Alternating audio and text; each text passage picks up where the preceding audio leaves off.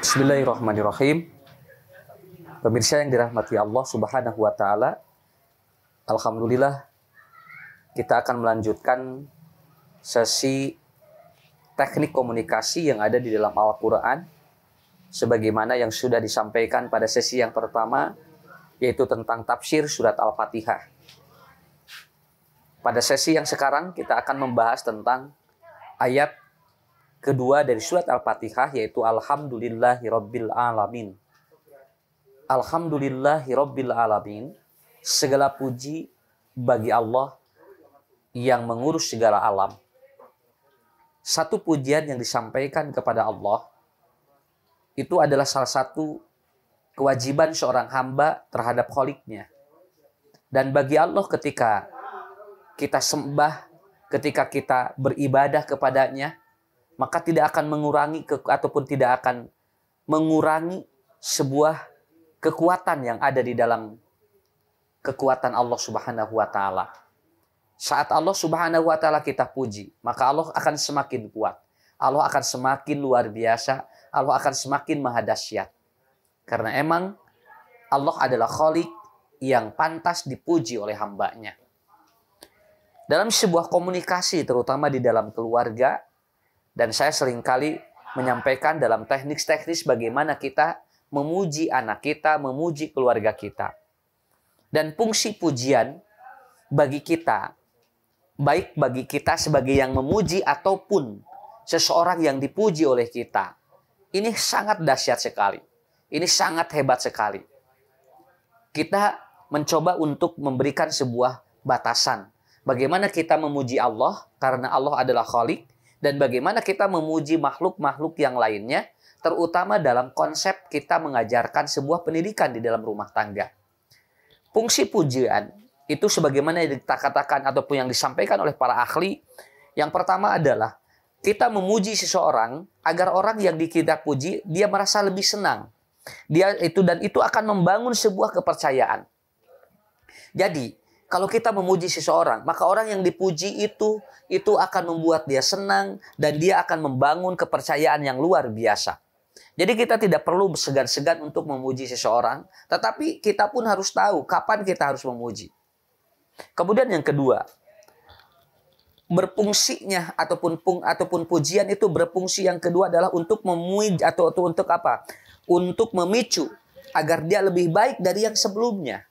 Kalau ada sesuatu yang tidak lebih baik, kemudian kita lihat dalam kehidupan seseorang, baik itu dalam kehidupan keluarga ataupun yang berkaitan dengan teman kerja kita ataupun relasi kita, maka memuji dia itu akan membuat dan itu akan memicu agar dia lebih baik dari sebelumnya.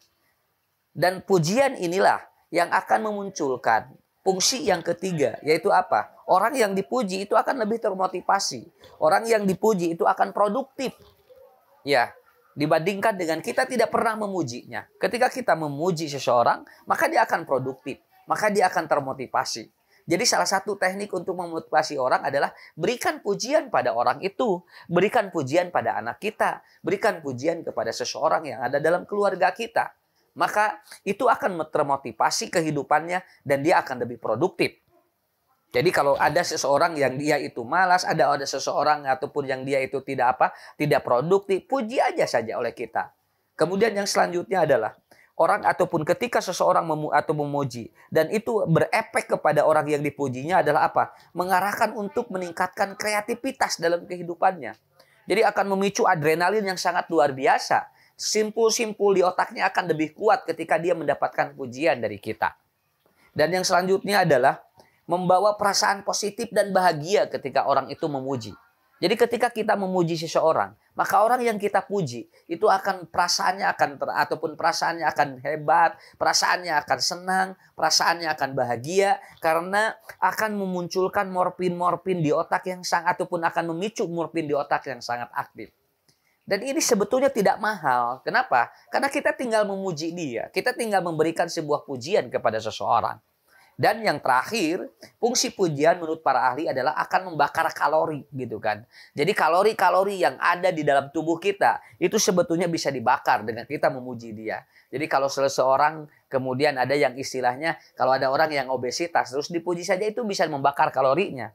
Daripada dia terus kemudian dia tetapi tidak pernah dia ataupun tidak pernah dipuji oleh kita. Jadi pujian itu secara anatomi, secara hukum alam itu akan menjadikan sebuah itu akan memicu hukum kausalitas. Apabila kita pernah memuji seorang, maka kita pun suatu saat akan dipuji oleh orang lain. Dan yang hebat ternyata pujian-pujian itu memicu adrenalin, memicu sesuatu yang tadinya negatif menjadi positif. Dan pembakaran kalori pun itu akan membuat sel-sel di dalam darah kita akan semakin baik.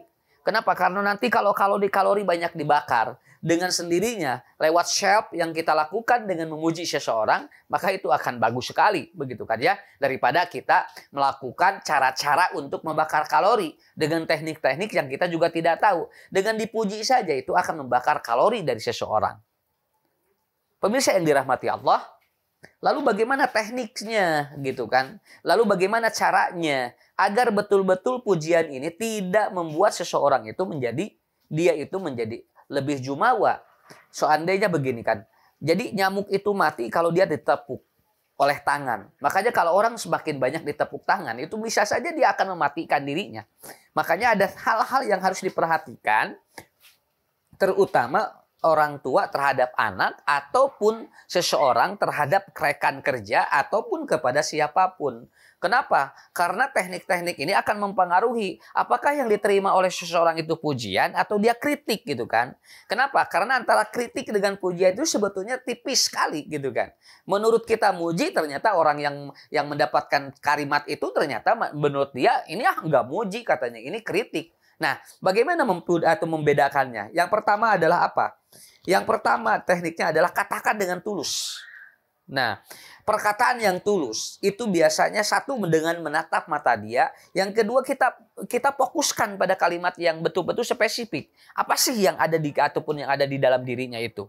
Kenapa? Karena kalau memuji dengan cara ngaleos gitu kan, memuji dengan cara kita berpaling muka, itu seolah-olah bahwa kita itu sebetulnya bukan memuji, tapi menghina dia, tapi dengan cara bahasa yang halus. Kemudian yang kedua adalah katakan dengan hormat. Mengatakan dengan hormat artinya menghargai dirinya. Bukan dengan semata-mata bahwa apa yang kita katakan memuji tetapi tidak menghargai. Nah, itu bukan sebuah pujian. Dan itu bisa saja menjadi sebuah celaan begitu kan. Cuman diambil dengan bahasa yang baik menurut saya. Makanya teknik yang kedua adalah katakan dengan hormat. Kemudian katakan pujian itu pada waktu yang sangat tepat. Karena tidak setiap momentum harus ada pujian. Tidak setiap kondisi harus dipuji. Ada waktu-waktu tertentu ketika kita menyampaikan pujian itu ternyata tidak tepat. Dan inilah yang harus diperbaiki dan ini harus dilakukan oleh kita. Dan kemudian selanjutnya, jangan yang membuat pujian itu jadi sesuatu yang menurut bahwa dia itu lebih bagus dari dia. Nah, contohnya kita muji. Oh, kamu ini pinter nih. Kamu hebat. Tapi sebetulnya saya juga hebat. Nah, itu artinya apa? Artinya tidak secara langsung. Kalau kita muji orang dengan tulus, tidak perlu memuji diri kita. Begitu kan? Biarkan aja, kita fokus saja kepada dirinya. Tidak perlu membanggakan diri kita sendiri. Kenapa? Karena membanggakan atau memuji orang lain dengan membanggakan diri kita, itu terjadi, itu kontradiktif. Makanya kita puji orang tapi jangan membanggakan diri kita, begitu kan. Dan yang selanjutnya adalah fokuskan pada apa yang dikuasai oleh dirinya. Jadi kalau memuji itu fokus apa yang dikuasai. Jadi jangan memuji yang tidak dikuasai oleh dirinya. Jadi kita memuji gimana kalau tidak dikuasai. Makanya kenapa dalam Al-Quran surat Al-Fatihah Allah itu Rabbul Alamin. Kenapa? Karena semua itu fokus Allah begitu kan. Karena Allah menguasai semua yang ada di alam dunia ini. Makanya bahasanya Alhamdulillahirabbil alamin. Tapi bagi kita ketika memuji seseorang, memuji anak kita, memuji istri kita, memuji suami kita, maka kita harus fokus apa yang dikuasai oleh dia. Jadi jangan sampai kita menjadi bumerang. Kenapa bumerang? Kita memuji segala aspek padahal tidak dikuasai oleh dia. Nah, inilah pemirsa yang dirahmati Allah Subhanahu wa taala, poin yang kedua dari Quran surat Al-Fatihah ayat 2 yaitu Alhamdulillahirabbil alamin. Bagaimana agar betul komunikasi itu kita jalan dengan objek yang menerima komunikasi dengan kita, maka yang kedua adalah pujilah dia.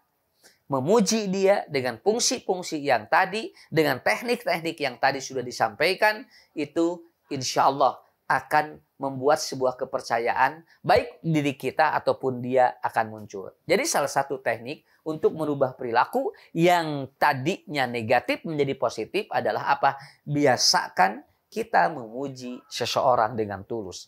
Assalamualaikum warahmatullahi wabarakatuh.